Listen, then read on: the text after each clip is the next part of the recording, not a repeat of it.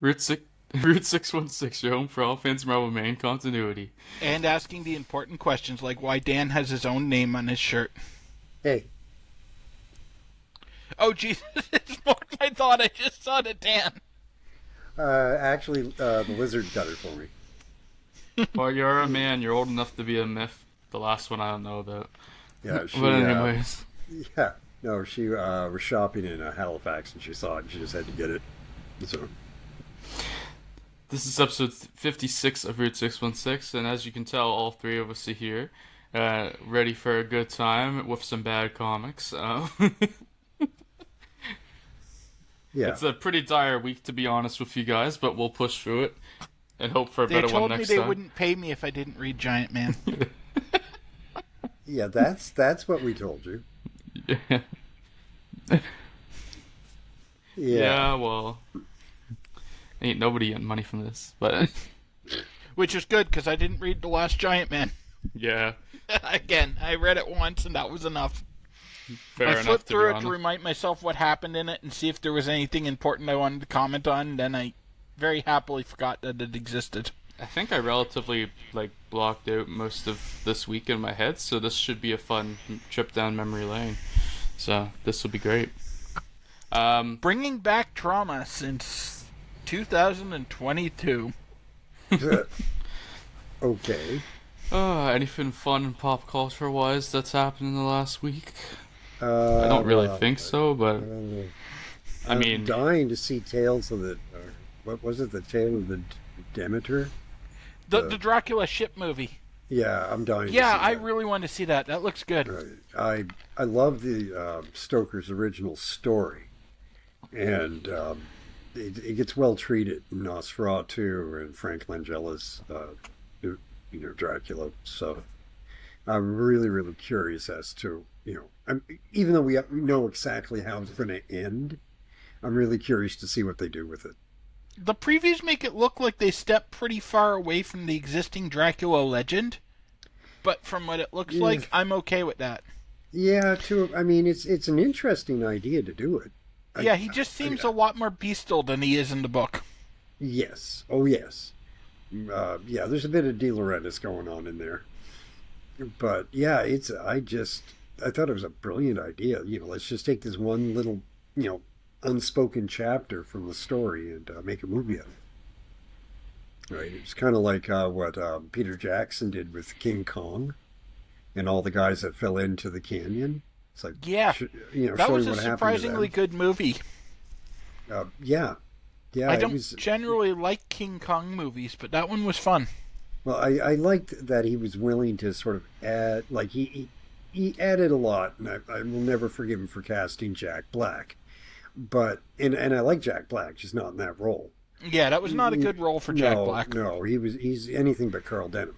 But what they did, all those things that happened in the the cavern, like just down in that gully, had been hinted at when they were making the original film. They had all these ideas that they wanted to do and never did. And Peter Jackson went, well, oh my bad. And off he went and he did it. And he did a phenomenal job of it. So, I'm hoping, this new Tales of the Demeter will be the same concept where they're going to take something that was never really talked about, which is hinted at, and just have a good time with it. Yeah, I'm planning on going in not even thinking of it as a Dracula movie, Yes, yes. because if I Yeah. get hung up on the Dracula-ness of it, I probably won't like it since it looks like they deviate pretty far from From Stoker's established Dracula version. canon. But Yeah. if I just Well, take it as a vampire movie on an old sailing ship, then it looks awesome. yeah. Well, the thing is, Stoker, deviated from, the whole vampire concept to begin with. So, Yeah, this is kind of a return to what vampires were at the time. yeah, which is something I'm excited about. I like the idea. Right. So, has anybody been following the Women's World Cup? I see scores periodically, but I've kind of Okay. tuned out since we got embarrassed. Yeah. It's been good. The last couple of matches, the quarterfinals and such, have been really, really good. Spain's That's been good, on a because I tear. didn't get to see many good matches. I only watched the Canadian ones. Oh, that's cool. Yeah, we didn't play very well, did we? We did not. We should have beat not like Nigeria Olympic by a champions. lot. We should have beat Ireland by even more. Yeah. And I figured we were losing to Australia, but not the way we did. Yeah. Well, we as current Olympic champions, I was expecting a bit more. Yeah, I thought we were at least going to make the group stages or the knockout stages. We had a tough round, but the Olympic champions should be able to get out of it. Yeah, they get into at least the round of 16. But anyway, the quarterfinals have been really good matches. Of course, we're not paying them to practice or anything, so no wonder they're not playing well. Yeah. And the final pop culture note is apparently Tottenham's losing Harry Kane. I saw that. Boy, oh boy, what are they going to do now? If they're hoping Son's going to step up, they're in deep trouble. Go back to being a steaming pile of Hotspur? Yeah, that everybody accidentally steps in on their way up the Premier League table. It's not as bad as Wolves selling everyone. Sorry, Ryan. Yeah, Ryan. You guys Tottenhamed up a little bit yourselves. I still didn't watch that video, so. They got hit hard with financial fair play restrictions. Oh, yeah. Oh, yeah. And it's making it extremely unlikely that they're going to be able to stay in the Premier League. You'd think that if they were breaking restrictions so bad, they would have been half decent, but oh well. Well, here's the thing. When they broke the restrictions, they were awesome. That was a 90-point season in the championship. That's how they... Yeah. And if they hadn't qualified for the Premier League, they would have been in serious, serious trouble because the only reason they didn't get sanctioned was they were no longer governed by the body that would have sanctioned them. Yeah. No, it could have gone better. That's okay. There's been a lot of changes all of a sudden. So. Oh, have you seen the new rules for this season? I heard there's a new extra time rule. That's not the bad one, but some of them are really stupid. Okay. They told refs to be strict, to allow more physical play without providing any sort of a definition. Okay. So we're going to get vastly different calls from game to game. And then they increased the severity of the dissent rules so that, if two players talk to the ref about a call, at least one of them has to get a yellow card.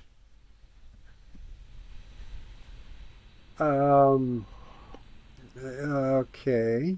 I'm all for cutting dissent out, but not during a time when you're going to have incredibly controversial rulings coming down on a weekly basis anyway, because stuff will be legal in one game and red carded in another because no one knows what they're doing. Because it's all judgment calls all of a sudden. Yeah, it's all judgment calls, and they haven't gotten any guidance on those. The WCW in the late 90s. How do you go to the VAR for that?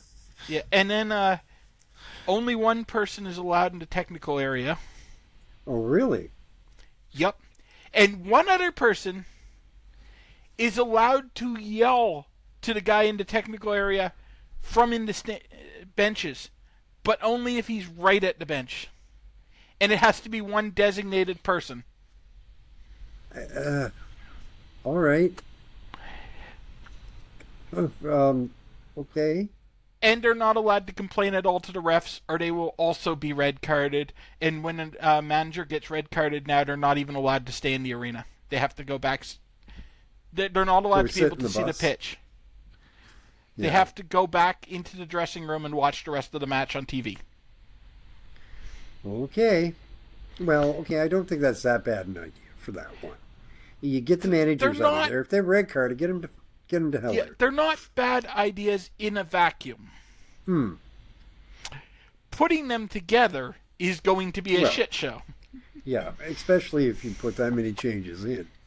Yeah. I mean, the referees are hard-pressed enough. Yeah, I'm all for cutting the dissent because nothing hurts the game as much as watching six guys going and complaining to the ref every time there's a call. Every time there's a call, yeah. And the question is, how much of this do you think is because of Sadio Mane? Probably a fair bit. Yeah, because that's what I'm thinking. Is he brought a lot of this on Yeah. all the leagues. Yeah, I'm really not looking forward to going on Manchester United's subreddits Oh, after matches because the whine, and I'm talking about my own club, but the Yeah. whining after any ref call on there is insufferable. yeah, because it's not like the Man U fans aren't known for their freaking whining. Yeah, Oh my God. Right? It's going to be just pathetic. we have an insufferable fan base, and I'll admit that. The Man U fan base is unique. The fact that they put up reaction videos, compilations of Man U fans, crying into their diapers, after every match, right, is enough to tell you that, right. I mean, there are a few Liverpool fans who'll kind of go, man, we sucked. But, Maybe it Although we says don't something tend to about lose me. I follow the 7-0. New England Patriots too. yeah. But I like seem said, to be drawn to teams with insufferable fan bases. Yeah. you Bill likes really, the bitch clubs. Yeah, The bitch you really team. do pick the teams, boy. There's some good choices there. Oh boy. Anyway, so I think Mane and Ronaldo are on the same team now, aren't they? They're in Arabia. They're in the Saudi league or something. I think so, but usually Yeah, once I Al see Nassr someone's or going to something? Saudi, I stop paying attention. Yeah, well, I think Ronaldo and Mane are on the same team now. I think So so, that'd but be freaking terrifying. yeah. Except all those Saudi teams seem to have insanely loaded teams like that, so it's not unique. No, but I mean, you picture those two charging down the pitch at you. You're a goaltender. You're gonna have brown spots in your undies. Well, okay, in the current time, I have trouble picturing Ronaldo charging at anyone. Okay, that's fair. That was part of the major Yeah. reasons he didn't work out at United. They expected Yeah. him to charge, and he wouldn't. Yeah, but I mean, Mane will set him up, no problem. Yeah. I mean, that was our big problem, that we didn't have an identity that could work with Ronaldo. Like, Ronaldo in the current era is still fantastic, Yeah, but you have to play to what he's good at, which is not a lot of mobility. Yeah, but I mean, it'd be like Messi tearing up the MLS, Yeah. right? A man amongst children. I would Right. be more terrified of that if my team wasn't the worst in North America already. Uh, We had they just had a tournament. I Of the wasn't going to say anything. at all about 45 that. top. Oh, I know Toronto sucks this year. I wasn't going to say it. They just had a tournament of the 45 top North American teams. We got 45th. Oh, Nice. you did good then. Scoring high. Yeah, Yeah. better than I thought you'd do. 45th out of 45. That's good. Sadly, with the way we're performing this season, that is.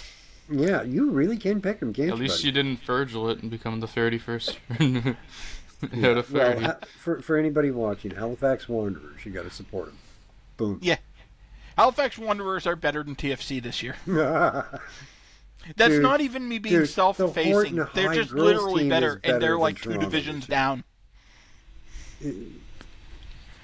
Oh, yeah. Let's do the comics because this is going to get ugly. On to the comics.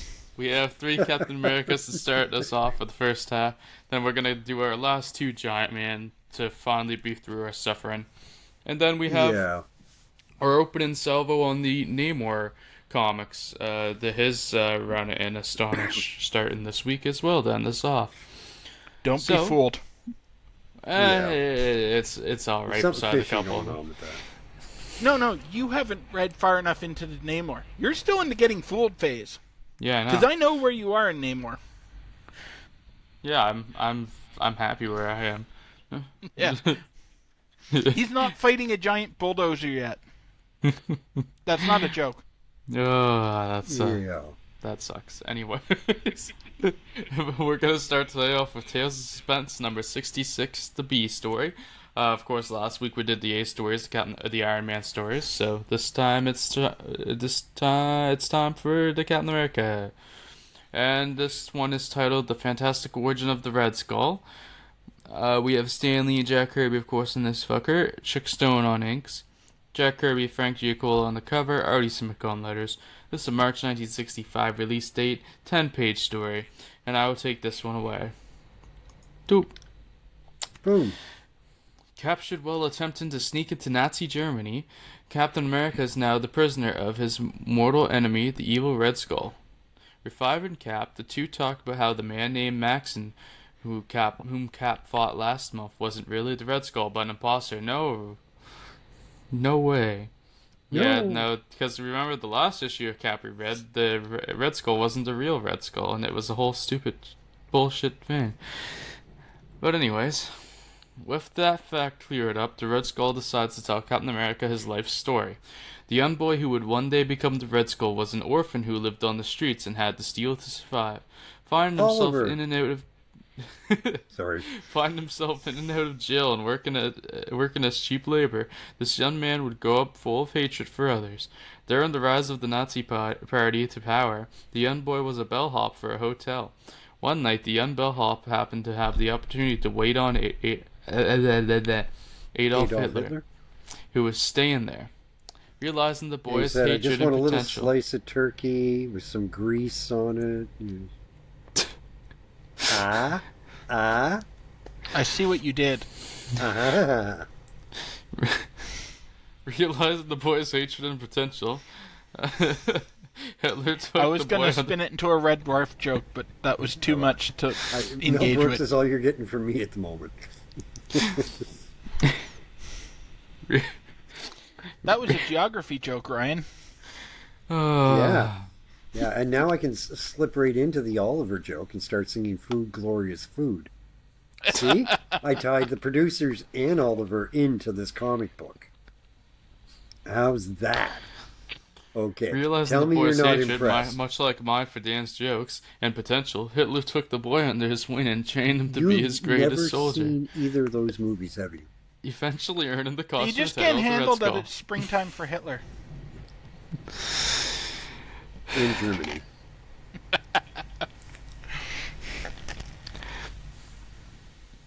Ryan's, he's lost. He's completely lost. He's no I idea don't what know we're what's talking going about. on.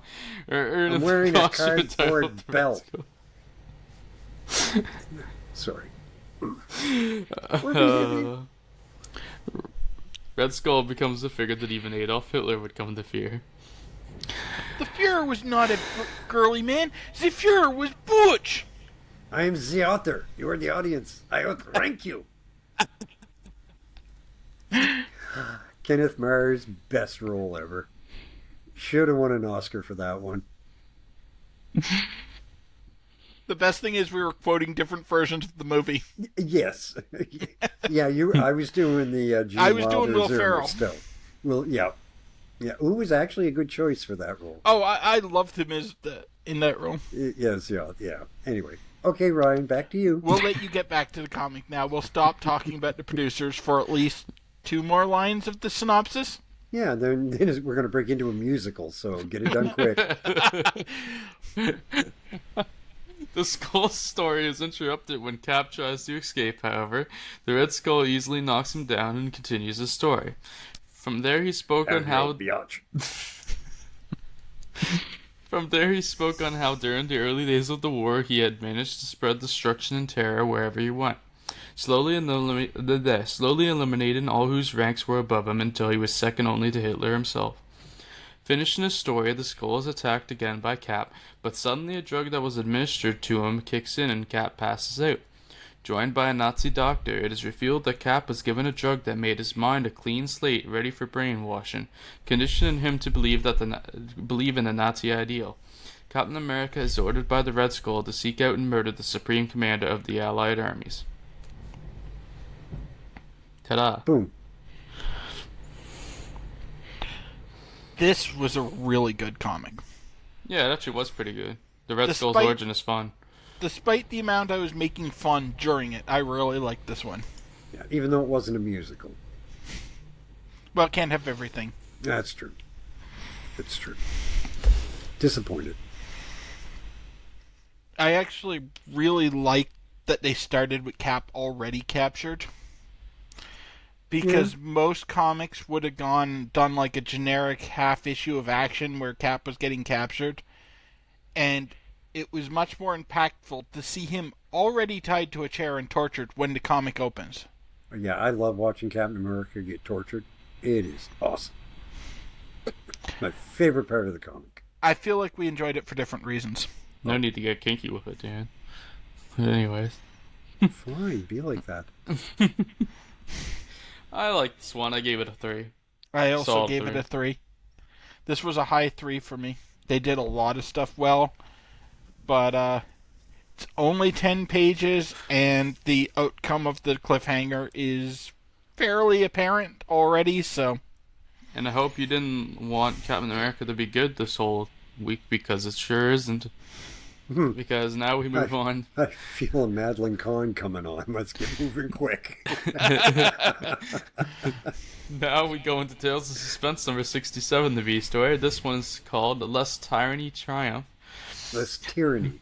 Less Tyranny Triumph. Stanley, Jack Kirby here, Frank Giacomo on inks, and we have Jack and Mike Esposito on the cover.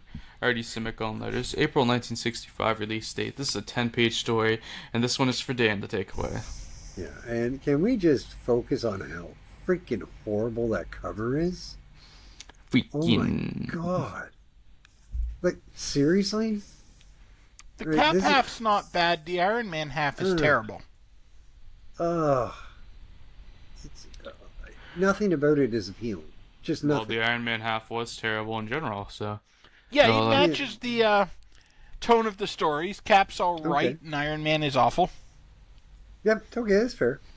Okay. So, the synopsis for Lest Tyranny Triumph. In the last issue, Captain America was captured by the Red Skull and brainwashed into going to assassinate the Allies' top military Can't believe I gave Dan a Captain America story. Yeah, I feel so good about this. Just give me a nice paper cup and pour lemon juice in it, you bitch. Cap leads an army of Nazi soldiers on a training routine before going on their mission. Meanwhile, Bucky, who was also captured by the Nazis and is about to be executed by a Nazi firing squad. God, the grammar's horrible. Wherever their guns weren't loaded, and it was all a cruel joke, leaving them to wonder when they really will be executed. Next time, definitely.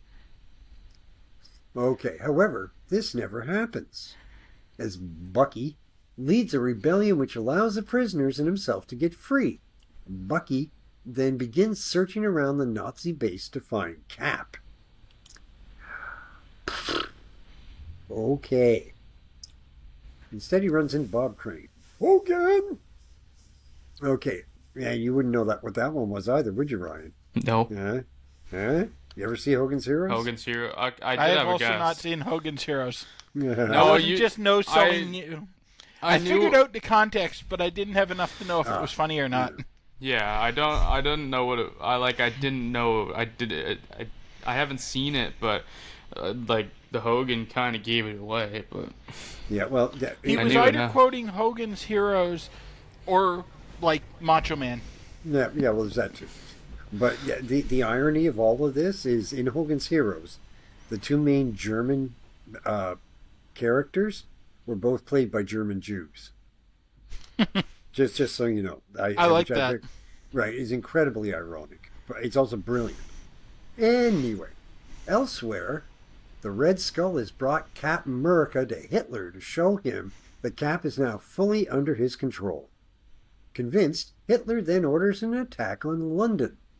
Learning of the Nazis' plot, Bucky knocks out a Nazi soldier and takes his place on the plane. That's clever of him.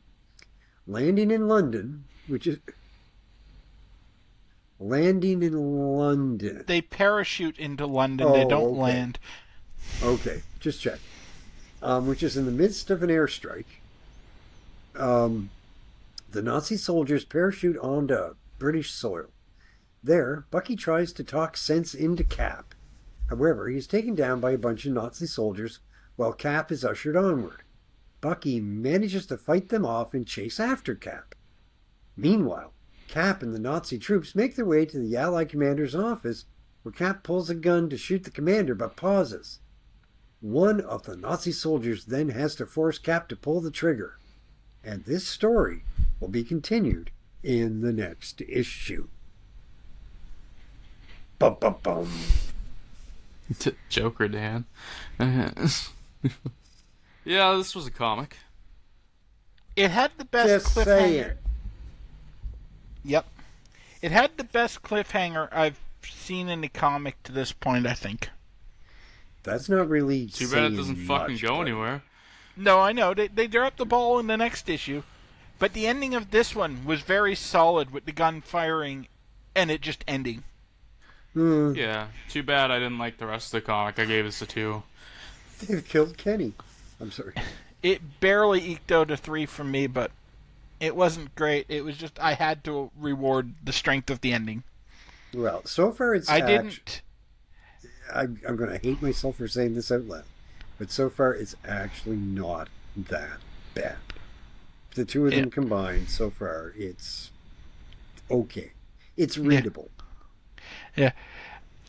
That's a compliment coming from Dan about a Captain America comic. Yeah. It had some flaws like Bucky's escape from the firing squad and him just being confident that the guns weren't loaded enough for his entire escape plan to be hinged around them getting shot by a firing squad. Yeah, all I can see is John Cleese standing there pointing to Michael Palin going, next time, definitely. Yeah, that's pretty much what it was. Yeah. So it had some really bad stuff, but it had some really good stuff too. And for the audacity of making it look like Captain America shot one of the top Allied commanders and making people wait an entire month to find out how that played, Yeah. I had to reward that because that's not a stuff they did in the that's not a thing they did in the early '60s. No, it's a good cliffhanger for what it is. Right. I mean, I like to say, so far, the two stories together are not that bad. Well, just wait for the next one. Here we go. Bill. It's good. That's a good transition into Tales of Suspense number 68, the B story. This one's titled The Sentinel and the Spy. Stan Lee and Jack Kirby back to do some more Captain America, with Frank Giacola back on inks as well. Jack Kirby by himself on the cover, supposedly. Sam Rosen's on letters. This is a May 1965 release date. Happy birthday to my father again. And this is a 10-page story. Last issue, Captain America, brainwashed by the Red Skull, had fought his way to the office of the leader of the Allied forces to assassinate him. However, Cap manages to snap out of his brainwashing before firing the fatal shot, saving the commander's life. Okay, the way he actually saved it was he managed to pull the gun away from aimed at him just as the other guy made him pull the trigger. They kind of gloss over that fact. Yeah. With the help of Bucky, Cap manages to defeat the Nazi soldiers before the Allied forces can round them all up. Word gets back to the Red Skull, who has one of his operatives that is in a POW camp initiate a new plan against the Allies. The plan, dubbed Project Vanish, was implemented by the Skull himself. And no, the plan is not dubbed Project Vanish. Project Vanish is the code name for an Allied superweapon project that he intends to attack. At the camp, the chosen soldier orchestrates events so that he is a lone prisoner taken under the care of an army troop for relocation. Coincidentally, the same troop that Steve Rogers and Bucky Barnes are part of. Wow, funny that. Yeah.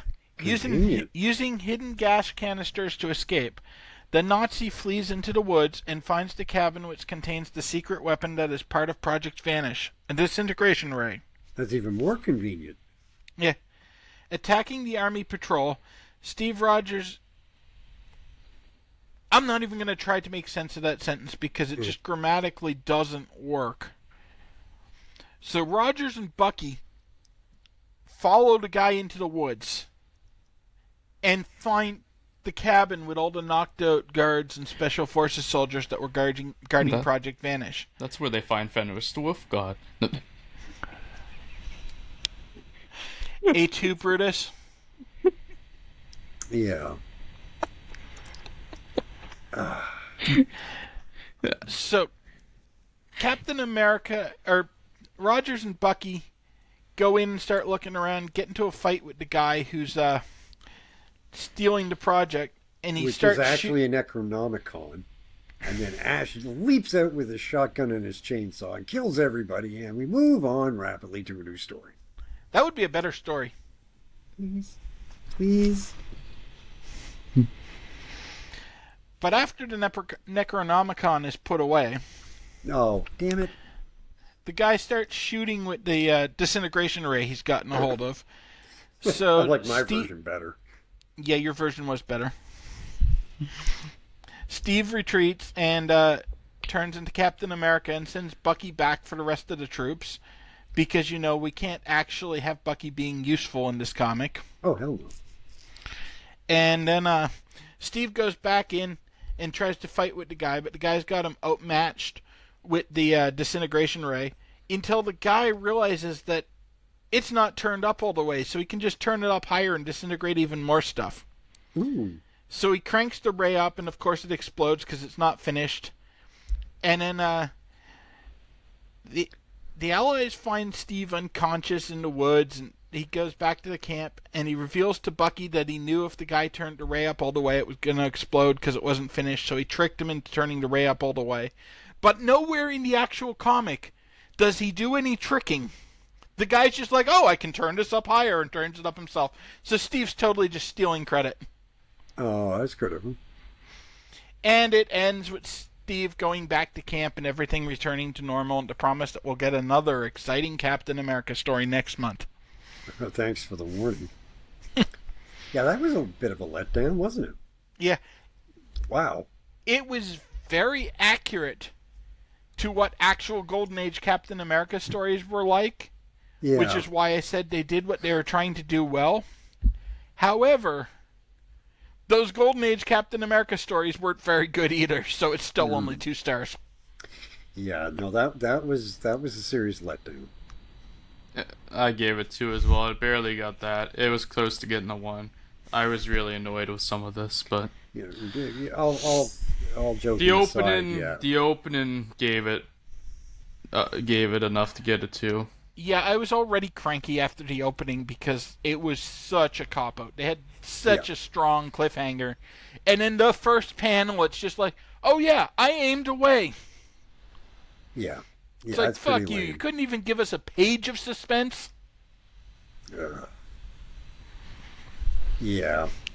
Fuck that disintegrate and fucking gun. Yeah. Okay, we'll pretend this never happened. Sounds good to me. That's what I like to do with a lot of these shit comics. Yeah. Let's move on to Tales to Astonish number 68, the A story. This one's titled Peril from the Long Dead Past. Should have stayed there. Stanley writing this one.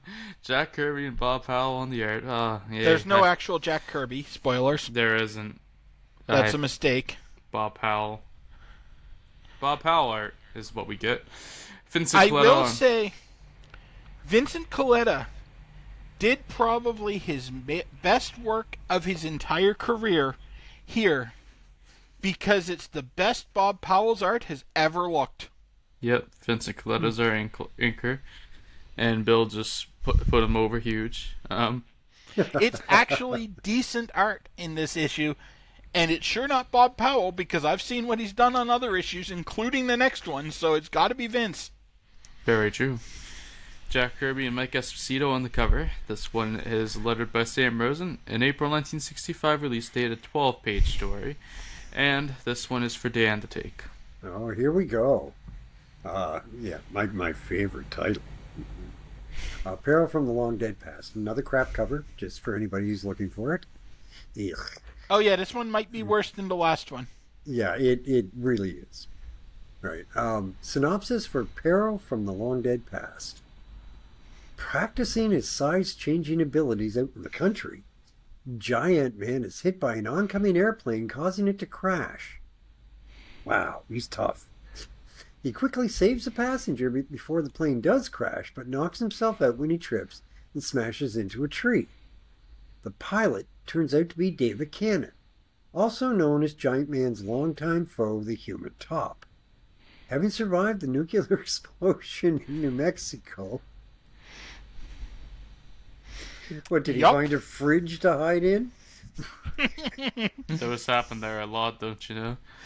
Yeah, there's never enough fridges to go around. If they'd had, refrigerators and never mind, that would be very non-PC. Um, by seeking refuge in a deep cave until the fallout subsided. So he's in a deep cave for a couple 100,000 years? Okay, I'm not even going Wow. to throw this entirely on Stan, because a lot of people at the time thought Fallout would clear in like 48 hours. Right. Okay. He was. Okay, that's another horrible sentence. He was flying back to New York when he spotted Giant Man.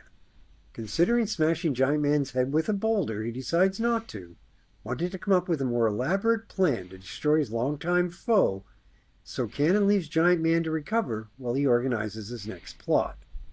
Because, just getting rid of the They good made guy that makes sound no worse sense. than it actually was. Okay. It was bad, Which is pretty impressive. but the reason he let him left was because he realized the boulder would probably not kill him or even really hurt him that badly, because it was like a normal human trying to pick up a big rock and throw it at a guy that was like 70 feet tall. So Yeah. Okay. he figured it was discretion was the better part of valor, and to not piss Giant Man off just before he could flee. Yeah. Returning to his lab in the city, Giant Man attempts to grow to 100 feet in height. However, Jean says not in this lifetime, princess. And so he shrinks back down because it's too much for him, Jean, to handle. Whatever. Giant Man then reveals to the Wasp that he fears his constant size changing is having a hazardous effect on his health, and that he should stick to one height as Giant Man, 35 feet. They're still trying to find a status quo that works for this character. Yeah, okay. Meanwhile, the Top is sharpening his skills, but soon gets fed up with his bulky Top-inspired costume and designs a new one that utilizes helium to allow him to float in the air. He then begins his next plot against Giant Man. Giant Man, however, is preoccupied with having his lab refitted to accommodate his 35-foot height. Afterwards, Giant Man works on his equipment, while the Wasp introduces a newly trained Wasp, Boopsy. Yup. They are interrupted by a call from security downstairs who tell them that there is a reporter to see them. Showing the reporter around his new lab, Giant Man soon realizes it was all a trick. The reporter really is a human Top. Yeah, he Reveals his- shows him around the lab before he thinks to ask to see his credentials. Smart. Because that's how the human Top gets caught, is Giant Man asks to see his credentials, and he's like, well, you don't left actually them in need my to see other them, do suit." you? And Jan's just like, hey, I know you, you're the human Top. Wow. It's that bad. Yeah, okay, so he reveals himself and attacks the two heroes. The Top manages to best Giant Man with his new abilities and captures the Wasp and makes an escape. Growing to giant size, Giant Man pursues the Wasp's kidnapper.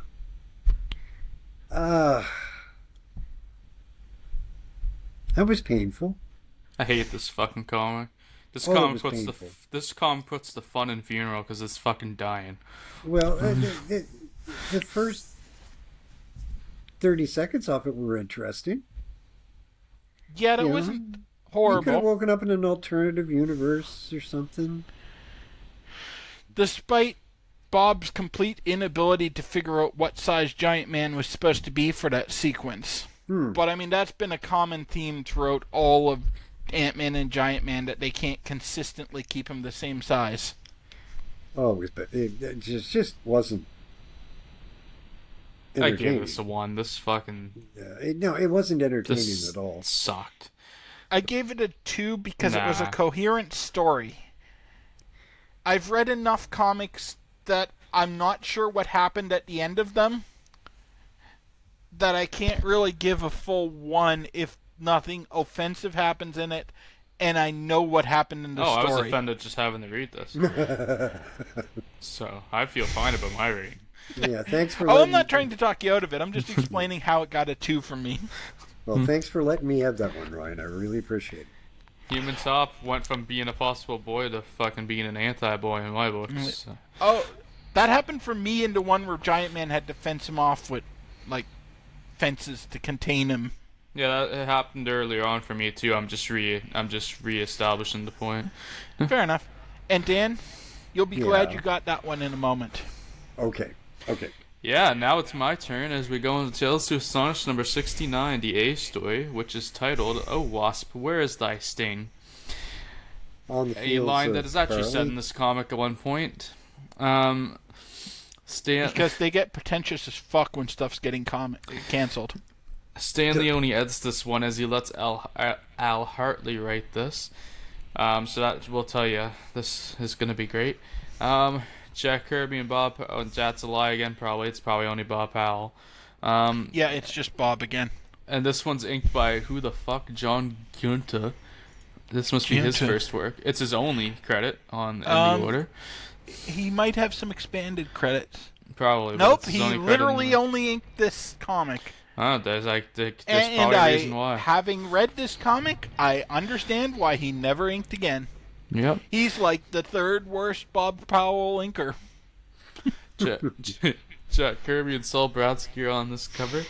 Sam Rosen's on the letters. May 1965 release. Man, May sucked. May 1965 sucked. That explains a lot of things. This is a 12-page story, and I will begrudgingly take this one.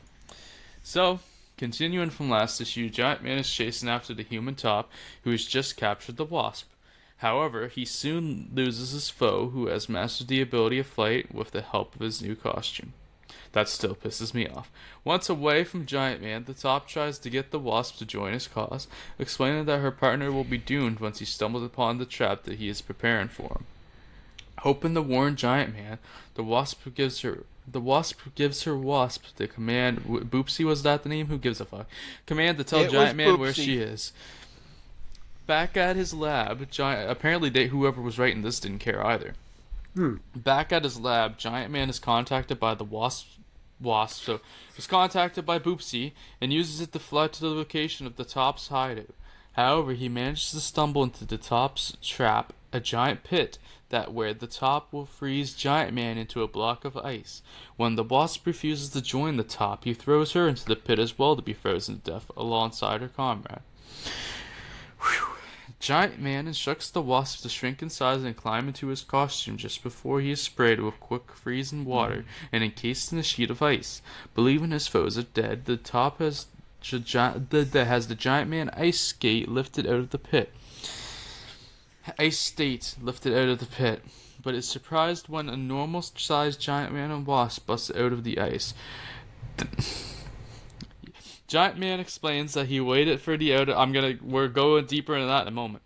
Giant Man explains that he waited for the outer layer of water to freeze before shrinking to normal size to free himself. So there it is. Giant Man can now suddenly... No, freeze. Before shrinking to normal size. That's... Okay. It's not the person summarizing the story that got that wrong. Doesn't he shrink down the ant size here? No, he and go can't back? shrink to ant size. I thought he broke that here. Don't they talk about that? They talk about that at the end. How he can suddenly friggin' do it again or whatever. Like they just kind of gloss over it. Maybe he did. I mean, I'm pretty sure, like, he's just suddenly did it, because I remember being pissed off about that when I read this. Anyways, after... Yeah, I think he did, because they wanted to restore the status quo, because at this point they knew the book was dead. Last month they were still trying to set up a new status quo, and then they realized the book was dead, so they're like, well, fuck it, he might as well have Ant-Man powers again. He's suddenly able to shrink himself to escape the ice state. When it's very badly written, unable. So I'm not surprised that the person summarizing this didn't know what happened. After a brief battle, because I was pissed off about that when I read it, and I had that in mind. That's why I said, wait a moment, we'll get into that in a second, because I was waiting for that to come up. After a brief battle with the Top is knocked into his own trap and is frozen as well, then pulled out and thawed out before being turned over to the police. After the Top has been arrested, Giant Man explains that his constant groan has affected his health and that continuing to do so may lead to his death. God forbid. and so decides that it is time to retire from being a superhero, which ties into the Avengers going ons at the time. Yeah. Holy fuck. Thank God star. Giant Man's dead. 1 star, go fuck yourself, Hank. Oh, the worst title we've covered so far and probably for a long time. Yeah, because even the bad stuff it's probably the worst title we'll cover until Marvel. Because even most of the bad stuff in the 70s, like I'm reading a lot of bad stuff where I am now. But it's better than this shit. You say so. 'Cause that really wasn't very good. No, this is terrible. That's what I'm saying. I've read, like, most of the stuff I complain about being bad to you guys is miles better than this. This was fucking miserable to read. This is why I just skimmed when I came back to it today. I read 3 pages and couldn't commit to the rest and just had to flip through it. What a pitiful outing for the last issue of Giant Man, which just sums up the whole fucking run, to be fair. Just a pitiful attempt spoilers. to make a superhero comic. 90% of last issues are terrible. Because either the creative team is pissed that they're getting canceled and don't care anymore, or they're trying to jam in the next 6 months of storylines that they had already started setting up into one issue, or they don't know that it's the last issue, so it ends on a cliffhanger that gets resolved in Incredible Hulk a year and a half later. Yeah, but that doesn't... Because it seems like Hulk is always the title for cleaning up canceled titles. Doesn't account for 90% of the title being terrible. Yeah, no, this title was always bad, but this issue is bad for Giant Man. Yeah, I probably would have given this a 0 if I could have. To be quite frank about it. I kind of wish I could give it a full 5 on, like, negative stars. This is one of the worst comics I've read. Yeah, this is one of the worst comics we've covered for sure so far. I don't know if it's the worst, but it's certainly down there. It's certainly a bottom 3 for sure. It's gotta be. But anyways, let's move on and end with something kind of good. With Tales to Astonish number 70, DA story. This one is titled The Start of the Quest. What a quest that will become. Stanley writes this one. We've got Gene Cole and Thank You Lord on the art. We've got Vincent Colletta on inks. That's a good pairing. Jack Kirby and Mike Esposito on cover art. Artie Simic on letters. I'm not sure that credit is correct. Okay. I don't think it's Gene. Yeah, Gene Colan is doing it. Gene Colan does Namor. It's him from the start. He must be using a pseudonym because it's credited to Adam Austin in the book. Well, it might be a pseudonym. Or he comes in on the second issue and they messed up here. Yeah, that's what I'm wondering, because I knew it wasn't Gene Colan that I had read in this comic. Because he's on... I could tell it was Gene Colan. He's got to be he's got to be just using a pseudonym, because now that you say that, it really does seem like Gene Colan art.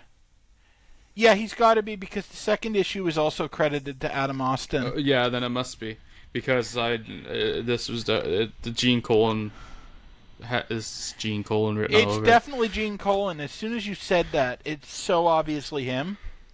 But I don't read the credits on the Marvel site. I read it in the comics, so I hadn't noticed that it was credited, or that it wasn't Adam Austin. I wonder how long that goes on. That must have just come to light that probably he used it. Probably as long as he's on this book, because relatively early on it gets switched over to Bill Everett. Interesting. That sucks. Not really. Bill Everett actually does fantastic on this. I mean, he's the guy who invented Namor. Yeah, I mean, I guess it's trading one decent artist for never, but I like Gene Colan's work in this title. Yeah, I had made a note to compliment Adam Austin on doing fantastic art, but now that I know that it's Gene Colan, it's less surprising. It all makes sense. May 1965 this came out, apparently. So it came out the same month as... I guess they could have done it It's probably first week and last week because this Probably. is the August cover date. They probably squeezed it in because it was a new starting point. So they probably just no. I mean, the Hulk right now is like in a point where he's getting like they're just stretching the story out pretty much. I'm around this part, That first Hulk arc is way too long. and I they're don't think they stretching the knew what story they to wanted. hell. Yeah, I don't think they knew what they wanted to do with it. So that would make sense that they were able to just I'm squeeze trying this to out. quickly skip ahead to when this comes up in Hulk to see if it's a mistake on the site. And this is a 12-page story. And after Bill gets that answer, they will also be taking the story for the synopsis. Still Giant Man. Jesus, there's a lot in here.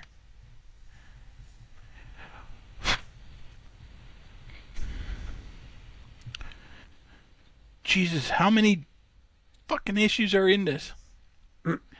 They were A lot. stretching like how? Okay, A there's lot. last. I'm still reading it. Yeah. Okay, here we go. I'm at 68 where I'm reading. It is credited to May 1965, so it's not a mistake. It was 2 comics that month. Which they could have easily done with how they...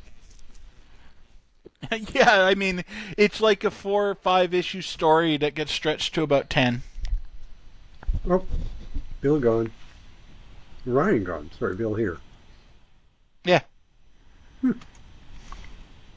Well, I will give Ryan a chance to return, and then I will start summarizing this. Because Ryan... There he is.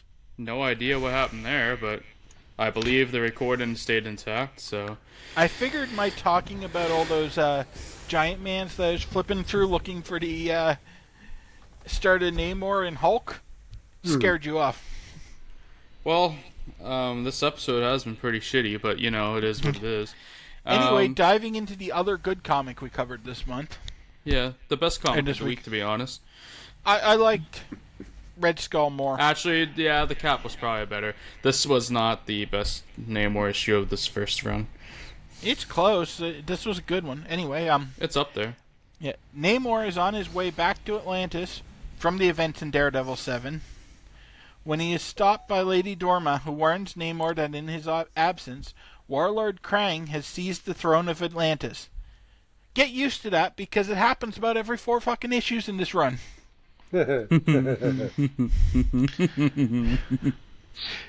He either gets kicked out of Atlantis or he returns to find someone's usurped him. When Dorma tries to tell Namor, he tells her to unhand him, angering her. Upset at being rejected by Namor again, and because Stan writes really good women, she calls the guards, who easily overpower and capture Namor. She accompanies the captured Namor in the hopes that upon seeing Krang on his throne, he will give up his royal status and finally marry her. Yes, that is her correct motivation. Kang gloats at Namor's loss of power and orders the fallen prince to be locked into dungeons. Consumed with guilt, Dorma comes to Namor's side and he convinces her to let him free. He hopes to seek out Neptune's trident so that he may rightfully regain the throne of Atlantis.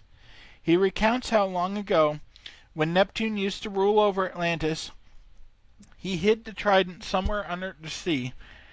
In the event someone attempted to usurp the Atlantean throne, one who is truly worthy might reclaim it by finding the trident. Dorma steals the Vibra key needed to free Namor from his cell, and Namor begins his quest seeking out the clues that will lead him to the trident. Sneaking out of Atlantis, Namor swims off into the sea. Dorma watches on and is suddenly intruded upon by Krang. Krang gloats that this is exactly what he had plotted all along, hoping that Namor would be destroyed trying to find Neptune's trident. This becomes apparent as Namor heads to the location of the first clue, which is defended by a giant killer squid. Spotting a shell that has Neptune's mark on it, Namor attempts to battle the squid. Slipping past the monster, he grabs the shell, but he doesn't get away fast enough, and the squid is approaching too close for comfort, and that's the cliffhanger we're left on. Okay. And get used to cliffhangers of Namor being confronted by giant sea creatures, because that's what they do for every fucking issue. This is a really good arc that's about 3 Wow. issues too long. Yeah. Okay. This is another one they're stretching out. Is this Namor? That's why there's a couple not good issues in this, because they're just stretching out, and they go back to Atlantis, and it becomes about Crane and Dorma. And blah, blah, blah, blah. So there's a whole bunch of Oh, I mean, bullshit. Crying and Dorma, that goes on for 20, 25 issues. Yeah, well. Yeah. Anyways, this was good. I gave it a 3. Yeah, It's so a good did I. start to the run. We Really? already talked about how good the art was, so that takes away my main point for this story. Yeah, And I Gene took Colan rules. Yeah, and I took a nice dig at how Stan can't write women with believable motivation. He just can't write women. I mean, he technically wrote women, they just, failed the Not Burkeville realistically. test. Yeah, not realistically. No. Even for that era, they're not even remotely realistic. Well, it won't. It's funny watching fucking Claremont and oh god, who was Gene Colan? I think it was Colan taking shots at how bad they write women in Miss Marvel. Because people are commenting in the letters page about how nice it is that they're actually writing a woman with like some agency. Yeah. Women have that? Yeah, and they're just burying everyone else at Marvel for being completely unable to write women. Well, yeah. Women don't faint at the slight hint of drama? Hey, oh my God! I just Archie comics handle woman better. they do. You're absolutely We haven't right. even That's gotten a to Jim valid Shooter yet. point. No, but that's a valid point, Ryan. Because, I mean, now part of this is being cursed by an upbringing reading classics. But I mean, even if you were to go to sort of the pop culture work, 100 years ago, when Burroughs and Doyle were writing, sort of this, this low end trashy stuff like Sherlock Holmes or Tarzan or things like that, and even there, the women had agency. I mean, Jane was not some helpless damsel in distress. Yeah. It's like Sherlock Holmes was completely defeated by a woman. He's supposed to be the smartest guy alive. And Yeah. this woman just absolutely humiliates him. She plays him like a violin. And it's one of the best stories. It is. Scandal in Bohemia is a brilliant story. But most female It characters works that because show up the in Doyle's protagonist stories, gets completely outplayed. yeah, but most female characters in Sherlock Holmes stories are extremely well thought out, written, and they have not only have agency, they're usually deeper than the protagonists. Yeah. But I mean, you think women are bad here? Try reading the romance line. Oh no! Stan Lee obviously had a no, lot of no, deep-seated no. issues when it comes to women. Yeah, I'm pretty sure he'd be an incel if It's he was looking around that today. way, isn't it? Yeah. Or a I- men's I- rights activist, because like that man has serious issues when it comes to women. Yeah, and you could be right. There could be something there with that, right? Because his ability to, just transcribe a woman into a story is horrifyingly bad. Every let alone single woman in the give her romance comics justification and motive. is absolutely despicable as a human being, and they're supposed to be the protagonists, but Yeah. they're constantly ready to put their boyfriend aside whenever a more attractive or more socially desirable man enters the picture, Yeah, and irrationally jealous whenever their boyfriend so much as speaks to another woman. yeah. It's just horrible. Let's just Like put they it this had some sort of issue. Go Let's ahead, put Ryan, it sorry. this way. Just think of it like this.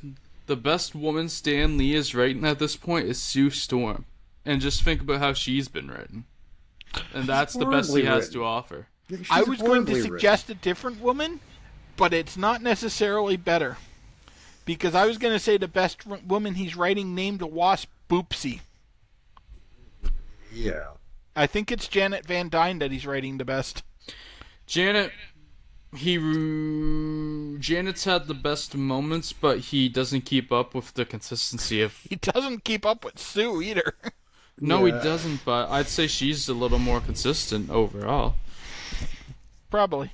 It's really just you accept moments of humanity or consistently cardboard. Yeah, pretty much. Well, that's the thing. They are so cardboard. It's embarrassing. I mean, Sue wanted to commit genocide, so that's something. It's Yeah, I just- suppose that's characterization.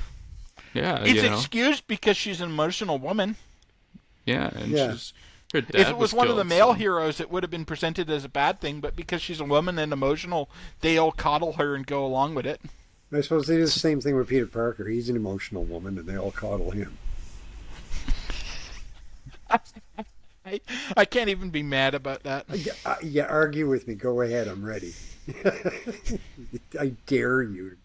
Come on. Not That's with- more Ditko's issues with I was humanity. gonna say not with Steve Ditko's Peter Parker. It's just Ditko hates everyone. I'll let you Yeah. have that one, Dan. I'll let Thank you you. have that one. Thank you. It was cruel, but it was there. I had to take it. It was good. That was a good one. But this was not. God, I hate myself for saying that Captain America wasn't that bad. I really do, and I'm probably gonna. This is gonna keep me awake at night, knowing I said this out loud on the podcast. But it was better than the Giant Man. You know, it was better. Well, yeah. Than Well, Namor. yeah. Appendicitis is better than that giant man. Yeah, that's fair. You I'd Yeah, rather it's- end my vacation right now and go back to work than read that Giant Man, you know? know, yeah, my imagination just got Rochambeaued by Stan Lee, right? So it's just like, ow, this is just, it's horrible, right? I don't know. It's just, ugh. The fact that during the giant man, we had a 5-minute debate about what was happening in the story Yeah, yeah. because they conveyed what was going on so poorly. I thought Yeah. I was fucking losing my mind for a moment. I thought I fucking misread the whole fucking shit Comic. when I Yeah. No, read it's it. just I think I was assuming consistency, and you embraced the fact that they didn't give a shit. Well, we did manage to get some Mel Brooks in there, so I think we're doing all right. Yes. So what do we cover next week, Ryan? Oh god, what do we Ryan. cover What next? do we cover oh, next it's all week? Namor. We cover all Namor next week as we get issues Nope, 71, say Namor.